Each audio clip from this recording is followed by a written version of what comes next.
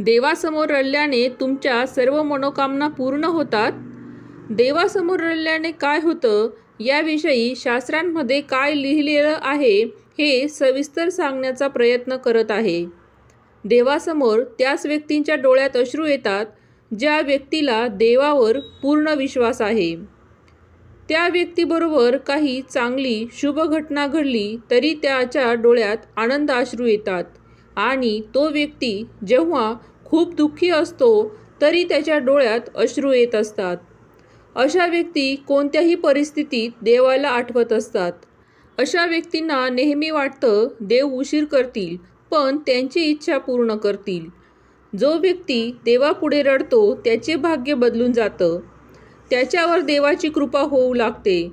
जर अशा व्यक्तींबरोबर काही अप्रिय घटना जर झाली तरी त्यांचा देवावर विश्वास असतोच की देवच मला मदत करतील. तो प्रत्येक दुःखात देवावर अवलंबून असतो आणि सुखात पण देवाला विसरत नाही. अशा व्यक्तींचं मन पवित्र व्हायला लागतं आणि त्यांच्यामध्ये आध्यात्मिक विकास व्हायला लागतो आणि त्याचं मन देवाच्या भक्तीवर लागू लागतं. जेव्हा एखादा व्यक्ती मंदिरात देवापुढे जातो तेव्हा तो त्याचं दुःख देवाला सांगू लागतो. आपल्या मनातील प्रत्येक गोष्ट ही देवाला माहिती असते. ते अंतर्यामी असतात. त्यांच्यापासून कोणतीही गोष्ट लपलेली नसते.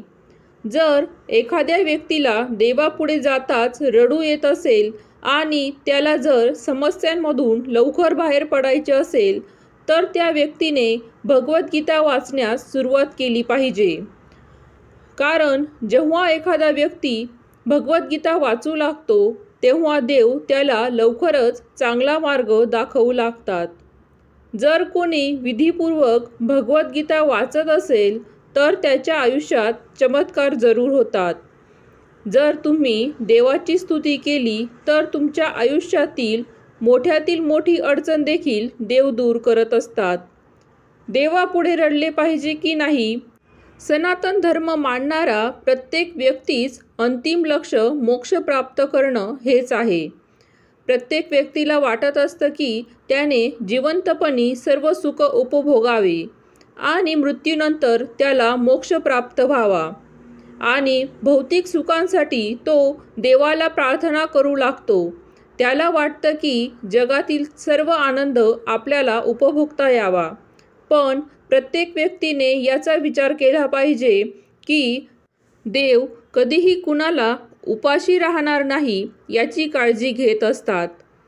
जर तुम्हाला तुमच्या सर्व इच्छा पूर्ण करायच्या असतील तर मेहनत पण करावीच लागेल. देवाने पण पृथ्वीवर जन्म घेतला होता आणि अनेक संघर्ष केले.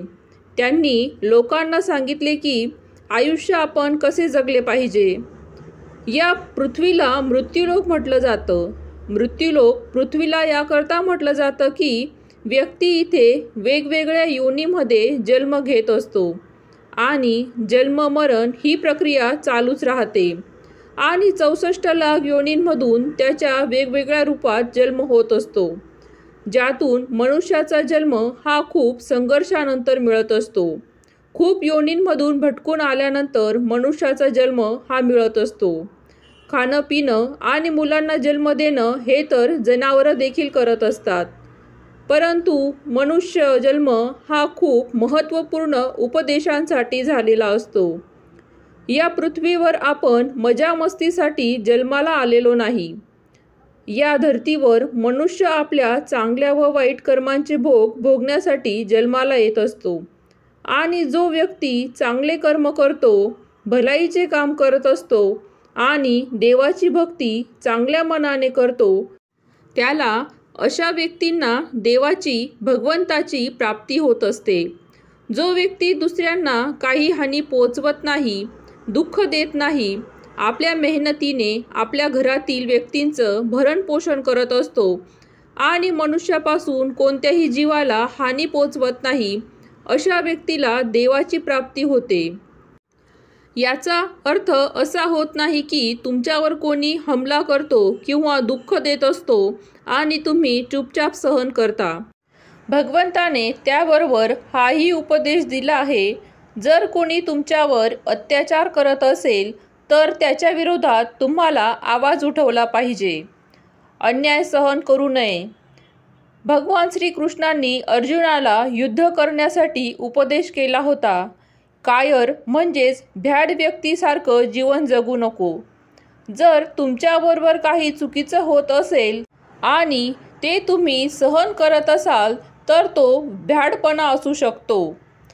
जो व्यक्ती इमानदारीने चांगल्या मनाने जीवन जगतो त्यावर भगवंताची विशेष कृपा असते. त्या व्यक्तीने देवाजवळ काहीही मागितले नाही तरी त्याच्या सर्व इच्छा पूर्ण व्हायला लागतात. त्याच्या हळूहळू सर्व समस्या कमी व्हायला लागतात. असा व्यक्ती मनामध्ये नेहमी आपल्या इष्टदेवाचे नामस्मरण करत असतो आणि त्याला वाटू लागतं की देव माझ्याबरोबर आहे. आणि जर त्याच्याबरोबर काही वाईट झालं तरी तो म्हणतो की ही देवाची इच्छा असेल आणि काही चांगले झाले तरीही देवाचीच कृपा आहे असं तो समजत असतो. अशा व्यक्तीला जगातील व्यक्तींचे मन ओळखण्याची शक्ती प्राप्त होते. तो व्यक्ती चांगल्या व वाईट व्यक्तींना लवकरात लवकर ओळखू शकतो आणि त्याचा स्वभाव इतर व्यक्तींच्या तुलनेने खूपच वेगळा असतो. तो कधीही दुसऱ्यांविषयी वाईट बोलत नाही. असा व्यक्ती शांत प्रवृत्तीचा आणि साधारण जीवन जगण्याचा इच्छुक असतो. अशा व्यक्ती जीवन जगण्यासाठी एवढेच मागत असतो की त्याचा परिवार खुश राहू शकेल. तो चुकीच्या पद्धतीने धन पैसा कमवण्याचा विचार करत नाही. तो प्रामाणिकपणानेच जीवन जगतो. छळ कपट त्याच्या मनात राहत नाही.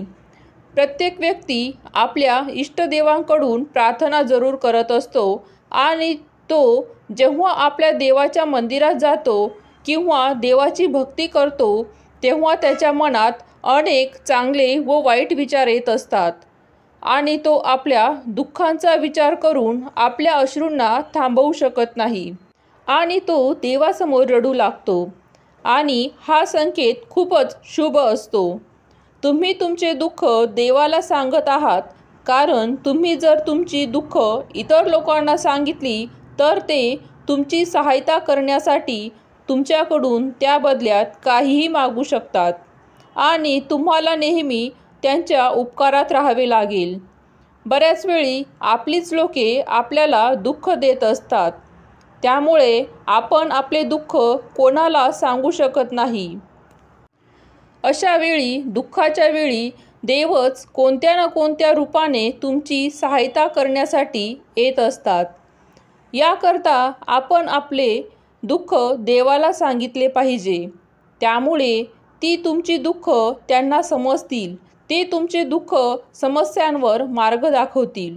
तुमच्या जीवनात कितीही मोठी समस्या असू द्या तुम्ही ते देवाला सांगा आणि स्वच्छ अंतःकरणाने देवाला विनंती केली तर तुम्हाला चमत्कारिक फायदे होतील.